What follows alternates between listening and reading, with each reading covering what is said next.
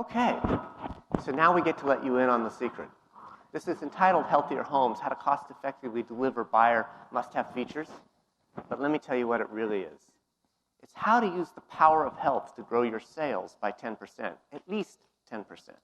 It's how to use the power of health to grow your sales and to tap self-interest. Now, what do I mean by tapping self-interest? Turns out the American home buyer believes health should be part of the home package. And the American home buyer, although not so interested in paying extra money for sustainability, we'd like them to, they're really interested in paying extra money for being healthier. And so that's their self-interest, and of course your self-interest is to grow sales and to build profits. And that's what this session is about.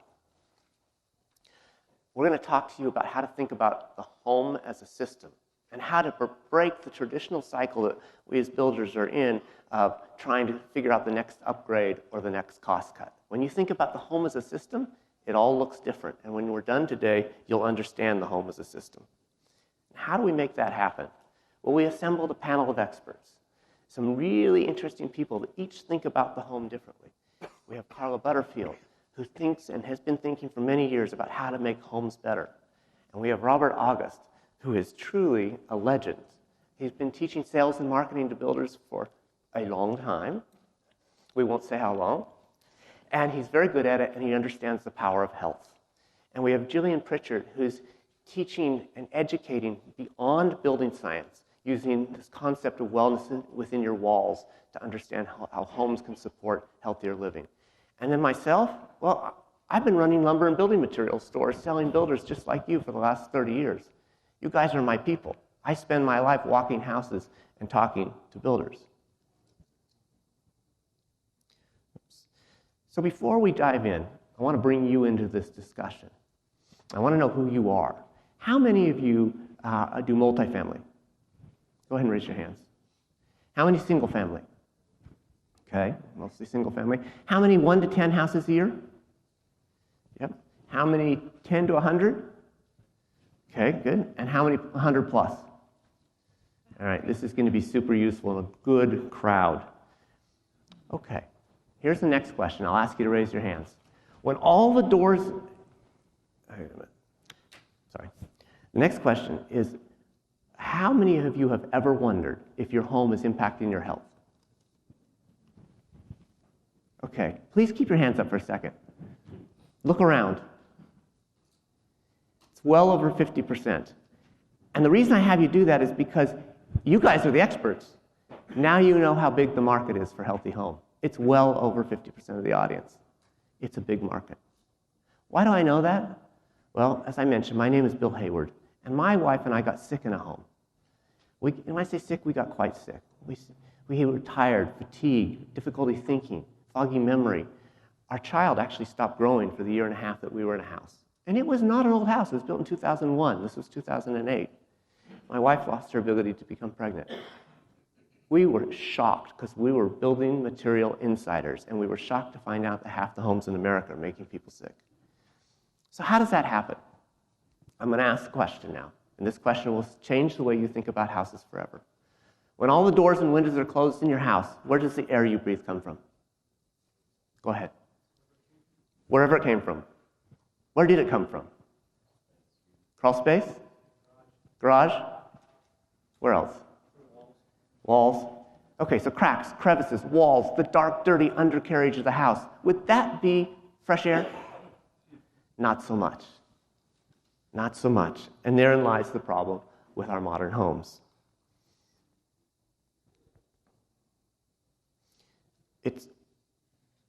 It's hard to imagine that in the 21st century, fresh air is an innovation, but in fact, it is.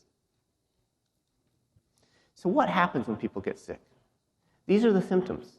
This is a symptom tree. People who are feeling ill inside their house usually have 3 or more symptoms. It's not one symptom. It's not a singular symptom. That's why doctors have trouble figuring it out. But we know and have documented it's always 3 or more symptoms. And it's not the obvious one like sinus infections.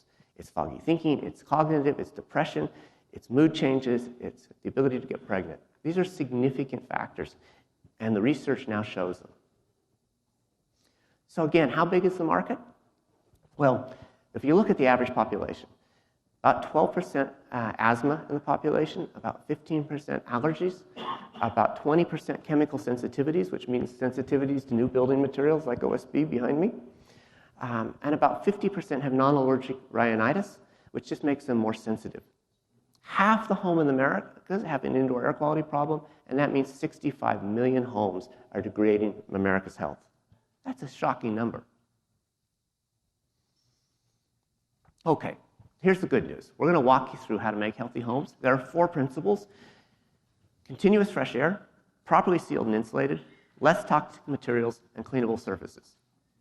Now, I can imagine all of you sitting in your sales office trying to explain to a customer why they want properly sealed and insulated, and they're going to, whoa, that's not very interesting. So I'm going to take you into the secret.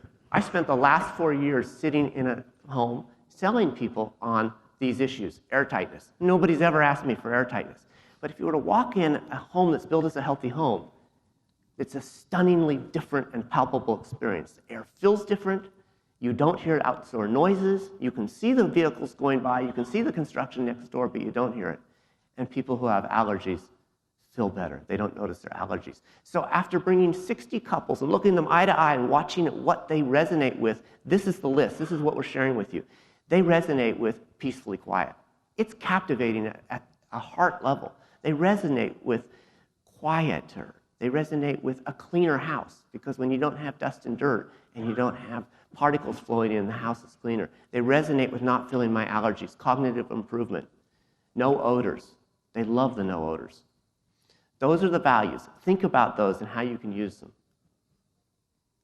So, how much does it really cost to make a healthier house? Here's the big slide. The incremental cost really, and these are based on California numbers, and I know you're building all over the nation, but at the affordable level, it's about $13,000. And it's about $25,000 at the workforce level, market rate a little higher, luxury a little higher. And you can see there are incremental costs, but when you think as a system, some costs go away. And we were debating earlier about... We're going to do another case study on this. We're going to use one of the homes that I recently rated. I think prices are a little bit high on some of these, so I'd like to see it kind of cost-effective come down a little bit. So would everybody in California. Yes. Well, and Connecticut as well. Okay, so the simple solution is stop the sucking and start filling the house with fresh air. And we stop the sucking with air tightness, and air tightness layer all the way around, think balloon, so that damp, wet, cold air filled with dust, dirt, and particles aren't leaking through your walls and creating a biology experiment. And start the filling. That's with a balanced mechanical ventilation. You can do it with bath fans and makeup air, but you're better off with balanced mechanical ventilation. This data is from my own house that I live in, and a lot of equipment that makes way too much noise that my wife does not like, and she puts up with it. She's right here. Anyway, we thought after building the first healthy home, we had done a brilliant job, so we shut the ventilation off for 48 hours. There's the curve. You can see what happened. We went from TVOCs, which are volatile organic compounds, things that evaporate, like from OSB. The house filled up to really toxic levels, very discomforting to be in. We turned the ventilation back on, and within 2 hours, it came down to normal levels. And when you have great ventilation, to the right, the daily peaks of life stay small. If you don't have great ventilation, the daily peaks of life, kids crawling, people jumping, dogs bouncing, become very hard and impactful on the body. The power of ventilation, and again, it's hard to believe that ventilation is a 21st century innovation in home building, but it is. So we're talking here about 4 segments of the market. We've got the affordable workforce market, affordable workforce, market rate, and luxury. And in each of these, we really should be offering a healthy standard as the norm. It shouldn't be that the most expensive home is able to afford to live in a healthy home. So how do we take this concept and turn it into a reality? When we talk about the steps, for every step that we take in the execution, from the designs to specification, all of these processes, along with the systems, hinge on healthy outcomes. And it really does start the domino effect. Once you dig into this methodology, it does become easy. Once you learn what it is that needs to be put into a home, it becomes the same questions asked over and over again in order to get to the transparency to accomplish that. So what I'd like to talk about next is really taking a holistic approach. We're hearing more and more about the word holistic. And so what does that mean? Well, it's taking all the parts and considering how each part relates to each other. If Karla designs a home with excellent systems, but I, the homeowner, come in and fill it with things that are not good for my health, then I'm not going to have a good outcome. So taking this holistic approach is key. Assembling a team that is educated is very important, and that doesn't necessarily mean you have to go out and hire the most expensive consultant. You internally can educate your employees and learn as much as you can, work with great mechanical engineers and green scientists, and you certainly can end up with a healthy home. So understanding how air, water, light, energy, and transparency, and of course off-gassing, can contribute to this is very important to the outcome. Having a good project management team is also key. Design is the first signal of human intention, Bill McDonough tells us, the great green architect. And to build green, it begins with design. As we start to think about the whole system of which Bill and Karla and certainly Jillian are addressing, it becomes really critical to think of the design process. And we talk about the collaborative team and putting the right folks together. Don't be bashful to research and reach out and use various companies that you may not have worked with before. You're going to find that most of the companies are not as adroit, skillful, adept at adapting with some of these technologies, whereas others are. So it's time for us all to wake up. I applaud all of you for being here today to learn about the opportunity to create a better lifestyle environment and at the same time deliver better products to your home buyers and those with which you're remodeling as well. So let's take a moment and look at the chart. And you'll notice as we look at all of these disciplines, the clean air, the analyzation, purifying, and also breathing. And Bill addressed the fact that we'd have to do a better job of ventilating, of getting and sucking the impurities out of the home so that we all can live in a better environment. Clean water is critical. It used to be, a couple of areas around the country that you would hear. Now everyone is facing an issue with water, whether they have it, whether there's a drought, whether it's pure. In Denver, Colorado, if you can imagine, Todd, we have well over 500 water districts in the metropolitan area. They ain't all the same as it relates to purity. So we need to take time to analyze that. The natural light is important. Chemical control, very, very important. Jillian has done an amazing study with her team, and the EPA only has 5 toxins and chemicals that they rule out, whereas the studies that have been created through Jillian's team have shown us 32 impurities. So at the same time, we find out the importance. Physical wellness is key. Again, one of the biggest things that I find from a marketing and sales perspective, we need to do a better job of educating the consumer, educating the real estate brokers throughout the country, and making sure that they're aware of all the things that we're introducing to you today. We need to motivate, we need to maintain, we need to research as well. We also know that your disposition, as Jillian pointed out, your disposition, as Bill pointed out, and Karla as well, will improve dramatically. Whomever just sneezed, God bless you. So in essence, mental health, your overall spiritual wellness and your mental health will improve dramatically.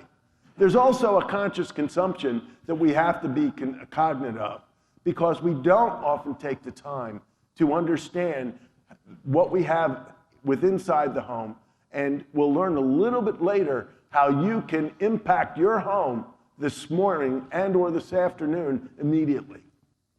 Food science is critically important. We're learning that we're putting more foods with chemicals into our system. We're developing more cancers in different parts of the country. So we've got to be more aware more aware of the different innovations, the provisions. We talk about holistic collaboration, and we also need to do it with the manufacturers and those who are harvesting our food products. And with all of this, behavioral strategies are crystal clear, because as we understand how the behavior enacts with all of these disciplines, we can deliver a better home, a better lifestyle, a better environment today and tomorrow. So before we get to the nuts and bolts, I've built 2 healthy homes, and I want to reassure you, the first one is complicated, there's a lot of brain damage. But when you get to the second one, it's easy going and you bring the costs in line. So for those of you who build more than one house, yeah, it'll be tough once, but you'll own it forever. So briefly, I just want to mention the sun, which is the first, we said, natural light. And when positioning the home on the home site or multiple homes on one site, it's important to understand the sun. This is actually a wonderful tool. It's called suncal.org. It's a website, and it shows the sun's rotation by entering the exact coordinates, and you'll notice that what's on the screen today is where we are sitting right now and what the sun's rotation is on this very date, which I think is very, very helpful. Which feels really good because it's freezing out there. And we need to remember that vitamin D comes from the sun, and vitamin D does combat cancer. So when we're designing these homes, keeping in mind that we need indoor and outdoor spaces that relate to each other. So if you get out into the sun for 10 minutes a day, get that natural daylight sun, it can make a difference as it relates to your cellular makeup and combating cancer. Additionally, when we're thinking about designing our homes, we need to really reflect on, are we part of another community? Are we building one home, an entire community, or are we building within an existing community? And if it's within an existing community or a new community, we want to make sure we have those green spaces. They certainly lend themselves to connectivity. This fellowship takes place in green spaces, just being out in nature. And you can see on the right column here how being outside and being a part of green spaces within our living environments on the exterior of our homes can also contribute to better, healthier outcomes. I've noticed as I drive around the United States and outside of the United States that very rarely, and I learned this from Robert, very rarely do we on the early stages think about our landscaping in a way that we tell the neighborhood that we're coming. And one of the nicest opportunities is being able to either save your trees, or if you're taking the trees because of the way the design worked out, planting some trees in place. When you speak about health and wellness, it goes hand in hand with sustainability, and the easiest way to combat a visual interruption, curb appeal, if you will, is if you were able to plant trees early on. And they're also helping take pollutants out of the air, as well as putting oxygen back into the air. So it's a real positive to have those trees present, not just for sustainability. So there's a report that's out in the marketplace, and it's a guideline that has been released by the World Health Organization. And I don't want to hang on this slide too long. I just want you to really look through it, because where we're going in the next stage of this conversation, Karla's going to bring a lot of light to the mechanical and the system side of this healthy approach to living. But room crowding is an issue, and I'm just going to jump right down to insulation, ventilation, obviously air quality, unsafe air supply. Depending on where you're building in the United States, you have to think about your regions, whether it's low indoor air temperatures or high indoor air temperatures, and what's outside and how the exterior environment penetrates as it relates to insulation. Water vapor, dampness, mold, inadequate hydration, and unsafe water supply. Robert touched on it. This is something we're going to hear more and more about. And the EWG Environmental Working Group website has done a study on zip codes around the United States. So if you're wondering what's in your water, I would go to the EWG. I'm going to leave it to Karla to talk about noise and also to have Bill talk about noise. But I think we all agree that we are very concerned with the chemicals that are in the marketplace today, and really understanding what we're buying as consumers. We need to really get more involved in pushing back on the manufacturing industry. So all of those things will affect our outcome of our health. What else affects our health outcome? I would have said before I saw this study by the Center for Disease Control that genetics and biology would have been a big factor. Less than 5% in the effect of our health outcome over the course of our life. Wow. Lifestyle and behavior, that makes sense. Access to medical care, that makes sense. But physical and social environment has the biggest impact on our health outcomes. So it's not our genetic code, it's our zip code. And if we all had the means to put ourselves where we really want to live, we could potentially positively affect our health outcomes. It's kind of exciting. USA Today did a study on the best places to live in this country, the top 10 they did. And this is based on basically lifestyle behavior, so access to community resources, climate comes into play, working environment. They're places like Portland, Oregon, and Colorado Springs, and Denver, Des Moines, Iowa, Fayetteville, Arkansas, Huntsville, Alabama. So again, if we had the means to choose our zip code, we might choose one of these places to live. However, just 500 miles from beautiful Huntsville, Alabama is a place in Louisiana that is considered Cancer Alley. That's its nickname. Lovely, right? Manufacturing plant there that manufactures chloroprene, which is in gaskets and hoses and scuba suits. It's a synthetic rubber. The EPA has limits for the chemicals that are emitted from this manufacturing process. It recommends. However, in the middle school, at the middle school near this plant, it's 34 times. 34 times chemicals of concern are emitted beyond what the EPA recommends.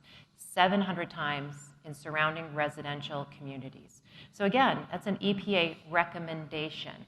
There's no law that says that they can't emit those chemicals of concern.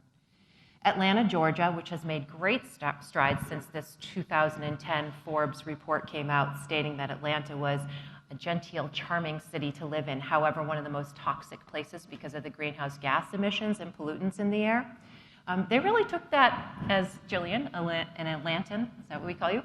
They took it to heart. They did not like being labeled that way, and so they've done a lot. You know, when we know what we're dealing with, we can make change. We can demand change. However, the manufacturing process for what we're putting into our building materials is almost as important to who's exposed to it once it's put into the building site. And we don't often have that choice as our most vulnerable populations are near those manufacturing processes, and they don't have the means to just pick up and change their zip code. So let's talk about household chemicals and toxins. We know that there's been a lot in the news about what's in our cleaning supplies, what's in our laundry detergents, not only how it's going to affect us within our homes, but how it affects our water supplies, how our X's are ending up in the toilet. That affects our water supply. I mean, we really need to stop and think about that. End result, being exposed to chemicals, whether it's to the level that you just shared with us in these toxic areas around the United States where manufacturing is taking place, but within our own homes we're contributing, and it can cause kidney disease, developmental disabilities, often hormone disruptors. That's not only found in the chemicals in your home, but also in the food we eat. What does it result in? It results in a toxic home. Some of these illnesses I had trouble wrapping my head around, even though I've lived through it. Like, how does it result in brain cancer and lung disease and heart disease? So the reality is many of these particles are small. They're smaller than PM2.5, which means they get on dust.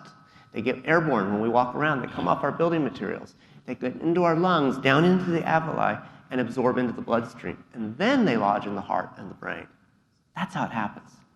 And the chemicals of concern, you can go ahead. We've done a decent job of reducing some of these in our built environment, like asbestos and creosote and mercury and lead to a degree, but there are still some major concerns. Xphthalates, which are a detergent-like substance, they're in lawn care products, hygiene products, and, oh, by the way, latex paint. It enters our environment typically through a waterway. Known reproductive and developmental disorders from xphthalates. Phthalates, those are plasticizers. So even as of now, there are children's toys that have phthalates in them. Think rubber ducky. They're also known disruptors of developmental and function processes. Antimicrobials, which limit the growth of microorganisms, and we might think that that's a benefit. However, they happen to limit our growth as well, unfortunately. We also have flame retardants that are still in our built environment. They're in wiring, cables, and insulation. They bioaccumulate, which means that they build up over time in animals and people, and they disrupt endocrine and thyroid production. So Sodium-perfluorinated chemicals. Those are the ones that we find that are non-stick, that we find a lot in our cooking pans and stuff. Those are also very similar to the flame retardant. So products are everywhere, and none of us, I don't know, maybe some of you are chemists. I'm not a chemist. I've had to learn some of these products just to know what to look for when it gets to the building materials. And so how do we do that? This is a slide, it's actually a handout that's 3 pages long, but I just wanted to pull it up to introduce it. We decided to do an evaluation of what is the assembly, what's the component within the assembly, what is the actual occupant exposure? If there is no real exposure to the occupant, the resident, the worker, we maybe don't need to be as concerned necessarily as an alternative. But one of the biggest offenders in the built environment in our materials is diisocyanates, and they are in, toluene diisocyanate is in solvents, adhesives, caulks. The California Air Resources Board, which is CARB, C-A-R-B, has a fantastic list of products that are good alternatives to this, that are low emitting. They're also in foam, spray foam and rigid board foam insulation. So not only did we talk about a manufacturing process, we're talking about occupant exposure, and then ultimately we're talking about where does the product go at the end of its life? Can it biodegrade? So these are all things that we can think about. We have great resources we're going to share on how to find those alternatives. I think that some of the points that we're listening to today are very, very salient. I think I'd like to ask a question to the audience. We're visiting with you now for 25 minutes. Are you feeling a change in yourself as to how you're going to approach your next home, your next series of homes? I do. I keep learning every day, and hopefully you will too. And as we start to understand the healthy equation, it all starts with each one of you. You can make a difference. I'm a survivor of cancer, environmental cancer. That's why I'm here today. I want to share with you the importance of learning from outstanding individuals like Bill and Karla and Jillian and all of their experiences and what they're learning. And I'm able to start to change my way of thinking, having been asked to be on this panel and working for the last 5 months in order to put together this program. We're going to learn about the Hayward Score, and I've adapted our home to enhance the lifestyle opportunity just by fixing the appropriate filters, by fixing the water, and doing a number of different things that we'll be learning about. But I'm learning more about building science, about behavioral changes, and I'm learning to educate our sales team, our builders that we work with, and taking the time to explain about the effects, the cause and effects, about all the things that we're talking about today, so that we can deliver healthy homes and be more pragmatic and academic to the folks that we're working with. So these aren't going to be new principles for many of you in the room. First and foremost, seal up the areas that are the most toxic, right? So an existing crawl space, no-brainer. Whether there's a rat slab or not, you still need a good polymill vapor barrier underneath. The photo on your left is 15 mil. That's heavy-duty stuff, so it's a lot easier to handle, slightly more expensive, but easy to overlap and seal and lap up the walls. We work in a municipality where the building official was very concerned about doing a non-vented crawl space. So we said, well, give us a shot. We're going to put also a fan in there. That's what you see going up through an interior wall out the roof. So we're actually moving air up and out, less likely for gases and vapor to migrate into a living space if you control what you're pulling. And we also put a hobo monitor in, that's the center picture, to actually monitor for 18 months the moisture content. So that was great. It proved that this is a really good system. If you have to be over a crawl space or a basement, seal it up. I can't emphasize enough that the traditional open-vented crawl space is not your friend. 90% of the time when people are ill in a house and there's a crawl space, it's the culprit. Literally 40% of the air you breathe in the house comes through the crawl space. So if you don't think you want to take a nap in the crawl space, seal it. That's a good way to think of it. I almost took a nap in that crawl space because if you look at the center picture, there's actually, I brought a 4-foot ladder with me, and it was pretty easy to get down and a lot harder to get out. The things you learn. And we'd be remiss if we didn't say why we're here. So we've all seen this slide, highest levels of CO2 in the existence of humans, right? Fortunately, I'm going to dig for this. Last week I was at the 2020 National Green Building Standard consensus committee meetings in DC. So we're voting on a new standard, and it is a good one. If you guys aren't already using the NGBS standard, the versions that are out right now, take a look at it. The science behind it's fantastic. It's going to propel your business to be ahead of the curve with the building codes, which are moving real fast. But I saw a slide there that said since 2005, we've reduced CO2 emissions by 4%. So I was quite encouraged by that. But what the point is it doesn't really matter what type of construction this is. The principles are very similar. It could be commercial, multifamily, single family, production built, stick built. You could be using double stud cavities or SIPs or stick frame. It's really the same principles apply. Seal it up really well. Get your living spaces that are over the contaminated areas, whether it's a garage or a foundation or a crawl space, very well sealed. Pay really good attention to your air barrier. Do it during design. The picture up in the center is Cornell Tech. That's 27 stories of residential housing on Roosevelt Island in New York for Cornell Tech graduate students. And it's Passive House certified. So we had the opportunity during design to review the air barrier set. How many of you have seen an air barrier set? How many of you know that an air barrier set is actually written into code? You're supposed to have an air barrier design set. So yeah, right, not many of us knew that. When you design it correctly, chances are much better it's going to be implemented correctly. Now, there were definitely head-scratching moments out there where different materials were marrying together, and how do we actually seal this and translate from one to the other to keep the air barrier continuous and continuous with the thermal barrier. But you're setting up for success when you get it into the designs. And then doing intermediate duct blaster and blower door tests is a great academic exercise. Before you put up the drywall, see where you can do better. This builder followed me around when we were doing the air barrier test before drywall went up, and he kept sealing and sealing. That house actually has a HERS index before photovoltaics of 34. That's in Connecticut.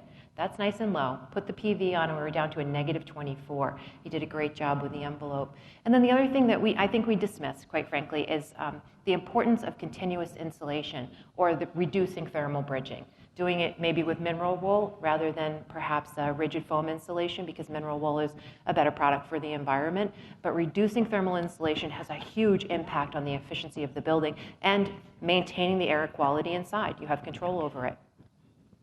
So one of those gases that I talked about keeping from migrating up into the living space is radon.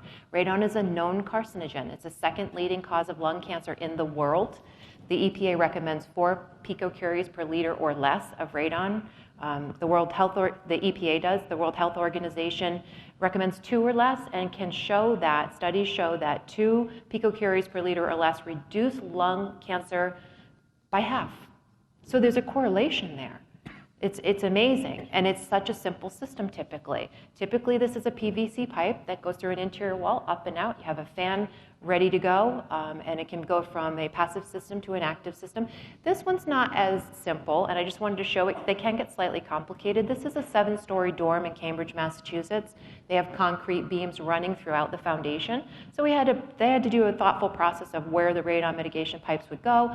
They all come together before they puncture the roof just once and then hit the fan. So super important to address the radon. And you know, I have, sorry to diverse a bit, but I have projects that are 12 miles apart, but they happen to be over county lines, which makes one radon zone 1 and radon zone 2, so high risk and then not so high risk. First of all, we only have 3 radon zones in this country, and it goes by county.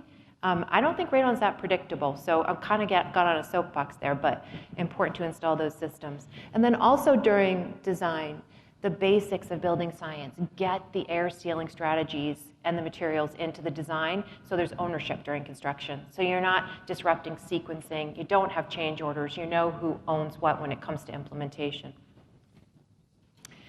We talked a little bit about HVAC, not much, but getting that great thermal envelope helps you to reduce the need for larger sized heating and cooling. You can have smaller units. The HVAC is super important. So we talk about tightening up the house, then we got to give it that set of lungs to breathe. That's that mechanical ventilation. And I think a lot of us are, energy recovery ventilator, heat recovery ventilator, ERV, HRV. We get it. We talk about it now. This is becoming common language. But the filtration on those systems is as important. So not only what we're off-gassing inside the building itself, but what we're bringing in is, as Bill said, for that fresh air, which might not be so fresh. A MERV 8 filter, which I think we would have all thought, yeah, MERV 8's pretty decent. We're talking about it picking up between 3 and 10 particulate matter. We need to be below 2.5 p.m. to make any impact, which means we've got to get up to about a MERV 11 to 13 before we start to hit those 2.5 p.m. and lower. Because what's in it? It's not just dust and it's not just dirt. As Bill said, it's picking up everything that's moving with it. Where air moves, water can move, moisture can move, chemicals of concern can move. So we're picking that up and we're breathing it in. The more filtration, the better filtration, the more air we can capture and filter, the better. And I think this next slide is kind of handy. Let me say that, by the way, construction dust holds the entire record of all the chemicals used for the entire process. You really want to clean that out super well with HEPA vacuums before turning it over. Yeah, and you really can't. There's something called foam dust. I heard this at a conference up in Maine last spring. I didn't know the term foam dust, but it is basically the very fine dust left after spray foaming. And it stays forever. That never breaks down, and they find it in different parts of the home. So, yeah, I mean, cleaning, absolutely important. Keeping those registers covered during construction can help as well. I think this is a great slide and may help market. When we went back and started looking at incremental costs, and we look at, okay, going from a MERV 8 filter to going to an 11 or 13, about $100. Oh, yes, please, I will pay $100 if I can get from not just dust mites and spores, but bacteria being picked up by my filter, Legionella being picked up by my filter. So, the filter itself, extremely important. And then, we work in different programs to do certification processes. And I actually have folks come to me and say, oh, no, I don't want to do that passive house program because I won't be allowed to open my windows. And that couldn't be furthest from the truth. You actually have to have operable windows in that program. And we encourage using our homes for comfort and, to listen to the birds and just have a very thoughtful interaction with nature. Does it have to be a good design? Should it be a good design? Yes, absolutely. We should have cross ventilation when possible. We want those windows to be really well air sealed. We want a nice low U and solar heat gain coefficient. It's going to control noise. It's going to, again, if you're thoughtful about when you open your windows, it's going to help with flushing the home. We talked about this earlier. And furthermore, from the standpoint of healthy home, outdoor air has a natural microbiome balanced. Indoor air gets very narrow and stale. And it's critical at least once a week to open the outdoor air, open the windows, and flush the house for at least a half hour to rebalance the microbiome. That's part of keeping the house healthy. So when I look at this floor plan, I see a primary, secondary, and tertiary opportunity for toxins to be captured within this home. The primary is 6 surfaces. It's 4 walls, a ceiling, and a floor. The secondary is our surfaces that are counters and our cabinets. And the tertiary is the products that we bring into the home, the fixtures that are either part of the building process or part of the design process and furnishings process. I love this slide because it points out the percentages. The top materials in some of these surface areas are drywall, OSB, insulation, lumber, and carpet. And we're seeing a movement away from carpet. We're seeing a lot more ceramic. A lot more wood. It's easier to clean, doesn't hold back the dust bites. But it's not always the most economical way to go. So we'll often see, especially in multifamily, that maybe the main living area is some sort of hard surface or vinyl surface, and then in the bedrooms, it's a carpet that has been approved as being more of a healthy product. But I really think takeaway from this slide is in your home, all the building science, you do it all right. Karla, you hire Karla. She teaches you how to do it right. But then if you don't have specifiers and designers taking the knowledge that Karla is bestowing on the building science side of it, and then having that same knowledge integrated into the home to finish it and bring it to the marketplace or the consumer afterwards, then really we're not going to end up with healthy outcomes. As we start to think more about all of the material that we've heard today coming together, single-family builders and remodelers all have different practices as to improving the performance of a green home. And as we look at the different attributes, we see energy efficiency and the healthy indoor living environment and what we're doing with that. Are we using products that are durable, helping us to live in a more resilient environment? The other thing that really gets to be interesting is when we start to understand some of the slides that we've just seen through Karla and Jillian as it relates to the products that are integrated into the home. You know, are those being used with natural resources, and are those natural resources good for us? And we have to understand, you know, as Karla alluded to with the radon, how important it is. We have to check the building after it's been built really to test for the radon rather than before. And as we start to understand the land and the water, it really makes a big difference to how we start to plan with our builder, with our engineers, with our architects, with our landscape architects. All of these things. We're looking at the inside of the home as well as the outside. Water efficiency is critical, and it's going to be, that number is going to increase over the next 5 and 10 years. Reduce carbon footprint, very, very important. And we've been working with that through sustainable homes and working directly with other standards that have been introduced to us so that we can learn and do a better job. And then, what's the lower impact of the development? And how is that going to affect us in a positive way so that while we're enjoying the lifestyle, we're starting to understand. And ladies and gentlemen, please understand that the same way that we grow and we become very vital and giving, our home does the same thing for us.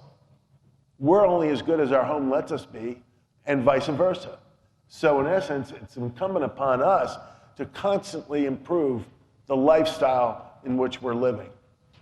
And now, my fellow panelists, comes the exciting part. We have 10 minutes to deliver the rest and give time for Q&A. So here's a case study, and we'll go through it quickly. We've got rainwater collection. There's a lot of water harvesting going on, especially in states that are west of the Colorado River and south of the Colorado River. And we're going to start seeing more and more of this, as well as seeing more of these whole house systems to either purify the water or revitalize the water. In the next slide, we are also seeing, next slide, ventilation, really getting it right from the beginning before you come up with your mechanicals, making sure you're understanding what the airflow is and the area that you're building in, and as Karla said, what's coming in from the outside and where it's coming from. On the next slide, the same case study house gets into some of the details as it relates to construction, which are very similar to what Karla's covered already as it relates to... This is a great case study house to the ABC Green Home. It's all electric, which is fantastic. One of the biggest challenges with all electric homes is domestic hot water. How are we going to deal with domestic hot water? Because an electric tank water heater, unless you have a lot of PV on the roof, is not a really great solution. So in this case, I used a heat pump water heater, which is a super technology, but also you have to be careful where you put that. It needs a lot of volume around it. Heat pump water heater pulls the energy and warmth from the air, grabs it to preheat the water, and then extracts cool air. So if you happen to be sitting next to it, if it's in a louvered closet off your living room, you're going to feel that cool, and you're going to hear it because they're loud. So it matters where those are, but the appliances, Energy Star rated appliances and lighting come into play. In this case, in the cavity walls, just fiberglass bat was really well installed. That's not going to really fly in a high-performing home back east. And we're going to have continuous insulation too, or maybe a blown-in product. But I think it's interesting, they have a non-vented attic in this case, so we've got insulation in the roof rafters, which is great if you want to keep your air handling unit and your ductwork inside the thermal envelope, which is really important. But both the IBC, the International Building Code, and the International Energy Conservation Code are going to dictate the R value you need up there and the type of insulation, whether it's vapor permeable or vapor impermeable. And it starts to sound like, oh, will she stop talking because that's confusing me now. I just want to seal up my attic. The truth is it can be confusing, but just ask the question, because there's an answer. It's actually in your codes, but sometimes just asking the building department will help propel the answer forward. Thank you. As we start to understand all of the attributes of our speakers and what they've introduced to us today, the same way that we talked about working with architects and land planners and working with engineers to prepare our product after we've done our study, it becomes important to understand that we've got a welcome center, and we have to take all the ingredients from what we've learned and do a wonderful job of educating the folks who are going to come to our sales centers, come to our offices, and have the right materials so that we can help them understand all of the different disciplines that we've talked about today. Some of the two of the top builders in the country, Meritage Homes and also the folks at KB Homes, have done a great job of educating the consumer, educating the real estate public, and teaching them about all of these different points and how they can impact the consumers that are coming to learn about their product. KB has jumped into healthy homes and has a product here from which you can learn. Meritage has been doing a great job over the years, and for the most part, it's showing exhibitry, yet at the same time, it's doing a lot of work that is code-oriented, already in place. But again, they're taking the time to educate the consumer about how to enjoy a better environment, a better built home. So we encourage you to look at this slide, understand it, and merchandise with your merchandisers, your interior designers, your architects, the appropriate display center. This is your sales environment. Make it special.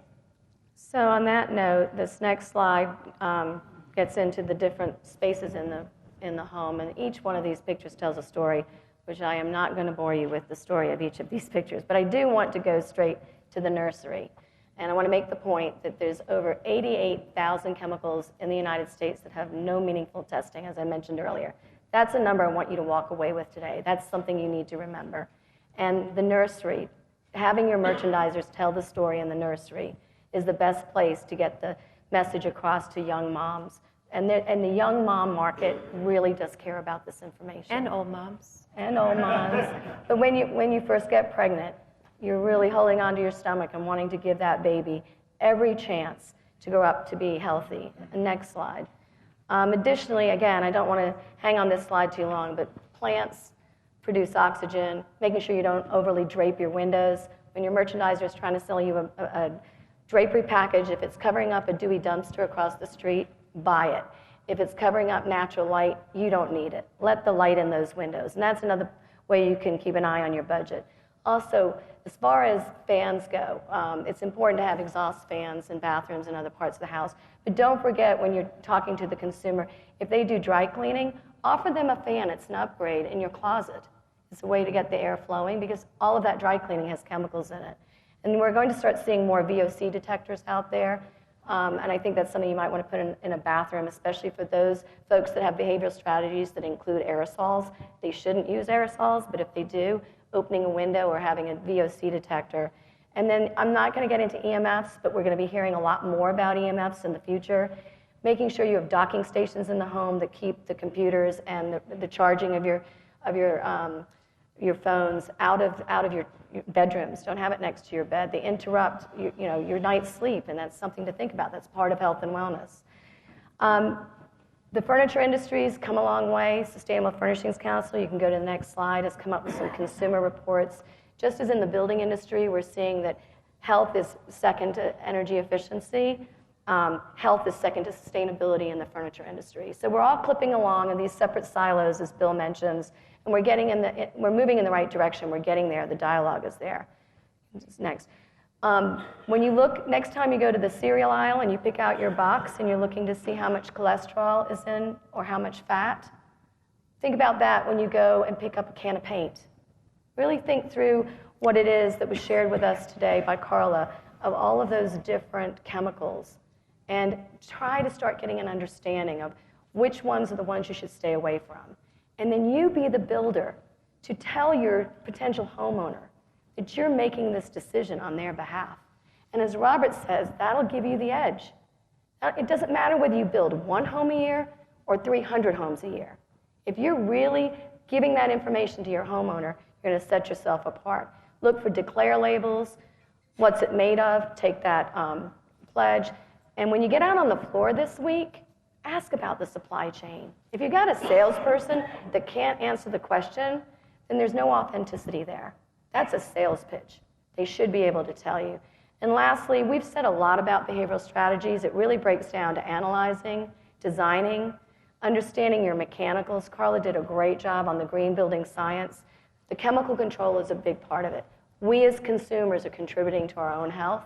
If you can take that away today in terms of making some strategic changes, and then the maintenance side of this. If you maintain correctly, you should be able to have very few.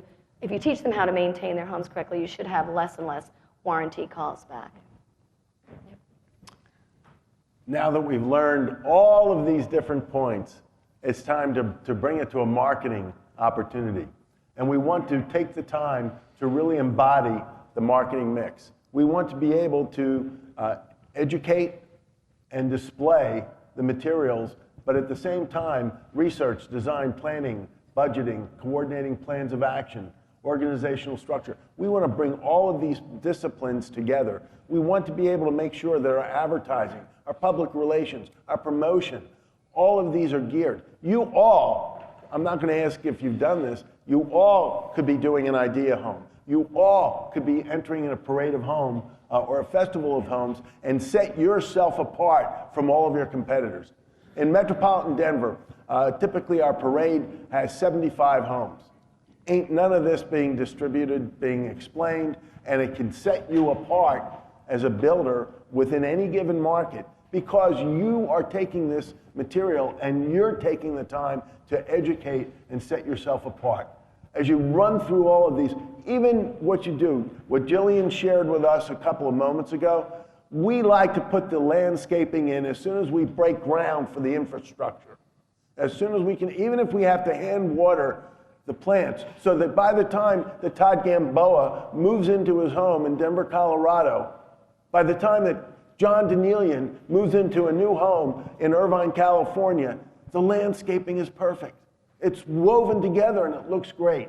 So we want to consider every single aspect of the marketing mix. We want to monitor it, evaluate it. Then we want to repeat and improve upon the system. And that's why we can set ourselves apart from the competition and deliver more cash flow and more profits together. Thank you, Bill. Thank you.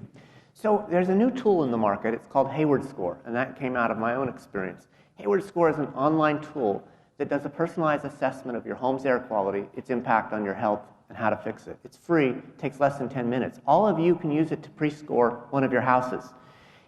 Here's a house and an example. We've now scored 30,000 homes across America, and we track 25 medical symptoms. So we have definitive data that tells us when people get sick in homes and when they don't. Typical home in America, 1,800 square feet, 4 occupants. The house is built this way, and occupants behave in another way. They don't run the bath fans. Occupant behavior is difficult to control as a builder. So if you can build tools that control occupant behavior, like ventilation that runs 24/7, you don't have to remember to turn it off and on, you're limiting your risk. Okay, so here's one house. In the first scenario on the left, it scores a 28. 28 is low and bad. 100 would be great.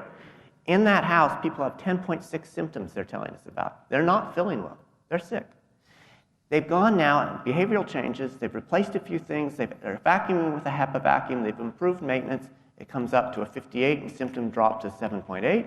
Structural changes, fix leak, remove carpet, encapsulate that nasty crawl space, we move to a 79 and 5.8 symptoms.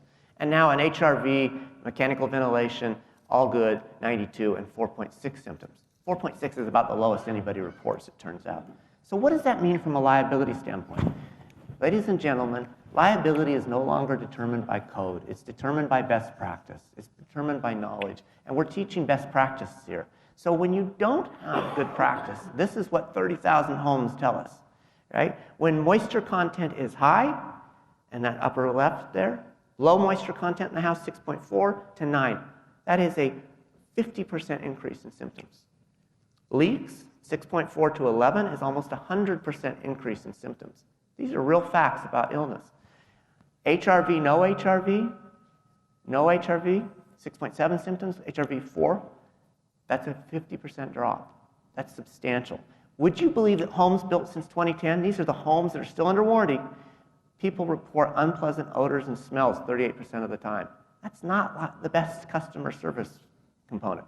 And people tell us they feel better when they leave the house, only to feel worse when they return 33% of the time in brand new homes. People are sick in new homes, and they're becoming aware of it, and they want change. These are resources. These are the best available resources to deepen your knowledge about healthy home. I encourage you to look at them.